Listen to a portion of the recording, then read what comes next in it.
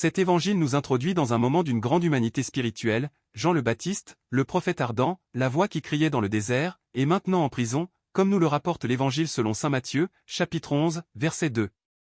Celui qui avait annoncé avec certitude la venue du Messie traverse l'épreuve du doute et fait porter à Jésus cette question bouleversante: es-tu celui qui doit venir, ou devons-nous en attendre un autre, selon l'évangile selon saint Matthieu, chapitre 11, verset 3.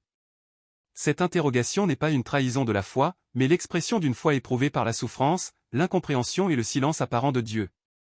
Elle nous rejoint profondément, car il arrive à chacun, au cœur de l'épreuve, de se demander si Dieu agit vraiment comme nous l'espérions.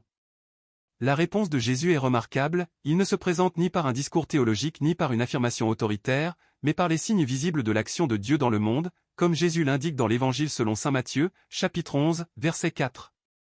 Les aveugles retrouvent la vue, les boiteux marchent, les lépreux sont purifiés, les sourds entendent, les morts ressuscitent, et les pauvres reçoivent la bonne nouvelle, dit Jésus dans l'Évangile selon saint Matthieu, chapitre 11, verset 5.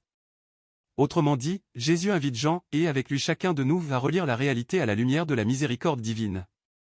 Le Messie n'est pas reconnu par la domination ou l'éclat spectaculaire, mais par la guérison, la restauration de la dignité humaine et l'annonce de l'espérance aux plus pauvres. Dieu agit souvent autrement que ce que nous attendions, mais il agit réellement, comme en témoignent ces signes rapportés dans l'Évangile selon saint Matthieu, chapitre 11, verset 5. La parole de Jésus, « Heureux celui pour qui je ne suis pas une occasion de chute », est une invitation forte et exigeante, selon l'Évangile selon saint Matthieu, chapitre 11, verset 6. Le Christ peut devenir une pierre d'achoppement lorsque nous voulons qu'il corresponde à nos attentes personnelles, à nos logiques humaines ou à nos calendriers. La foi mûre consiste à accueillir Dieu tel qu'il se révèle, et non tel que nous l'aurions imaginé. Puis Jésus rend un hommage bouleversant à Jean, alors même que celui-ci traverse l'obscurité.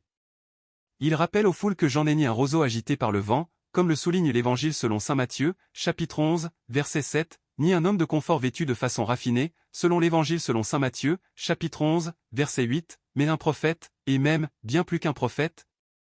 Comme Jésus l'affirme dans l'Évangile selon saint Matthieu, chapitre 11, verset 9. Jean est celui dont l'Écriture avait annoncé la mission, « Voici que j'envoie mon messager en avant de toi, pour préparer le chemin devant toi », ainsi qu'il est écrit dans l'Évangile selon saint Matthieu, chapitre 11, verset 10.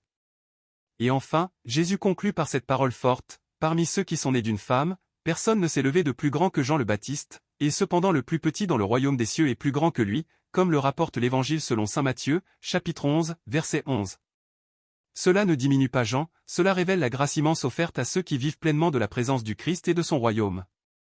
La vraie grandeur ne se mesure ni à la notoriété, ni à l'austérité, ni aux exploits spirituels, mais à la communion vivante avec le Christ. Je suis Mur Anselme. Que cette parole éclaire notre marche quotidienne et nous apprenne à reconnaître l'action de Dieu, même dans l'épreuve et le silence.